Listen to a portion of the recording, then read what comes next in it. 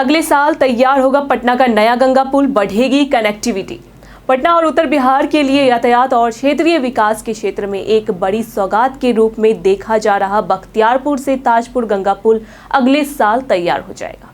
यह 5.5 किलोमीटर लंबा 4 लेन पुल उत्तर और दक्षिण बिहार को सीधे जोड़ने वाला एक महत्वपूर्ण संपर्क मार्ग होगा।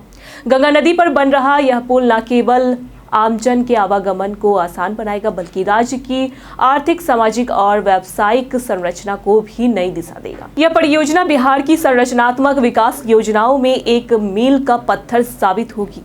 यह नया गंगा पुल न केवल पटना और समस्तीपुर के बीच वैकल्पिक मार्ग प्रदान करेगा, बल्कि इसके जरिए बेगूसराय, वैशाली, मुजफ्फरपुर और सारण जैसे प्रमुख जिलों से भी पटना का संपर्क बेहतर होगा। पुल निर्माण के साथ ग्रीनफील्ड सड़क परियोजना को 3 खंडों में विभाजित किया गया। खंड के तहत समस्तीपुर जिले के चकलाल साही से ताजपुर तक 16.2 किलोमीटर लंबी सड़क का निर्माण कार्य पूरा हो चुका है।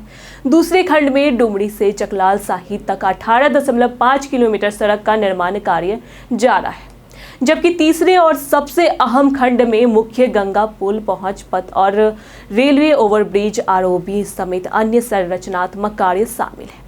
पुल के निर्माण में उत्तरी, मध्य और दक्षिणी भागों में आधुनिक तकनीकों का इस्तेमाल हो। उत्तर में सीएफटी तकनीक, मध्य भाग में लॉन्चिंग गेटवे और दक्षिण में क्रेनों की मदद से काम तेजी से जारी है। यह पुल केवल एक भौगोलिक संपर्क मार्ग नहीं है, बल्कि ये अंतर्राष्ट्रीय और राष्ट्रीय पर्यटन स्थलों, धार्मिक केंद्रों, शैक्षणिक संस्थानों और स्वास्थ्य सेवाओं तक पहुंच को सरल बनाएगा।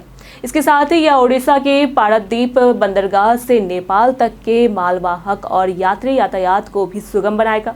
इससे वाणिज्यिक गतिविधियों को नई गति मिलेगी और बिहार के विभिन्न क्षेत्रों में निवेश और विकास की संभावनाएं बढ़ेगी।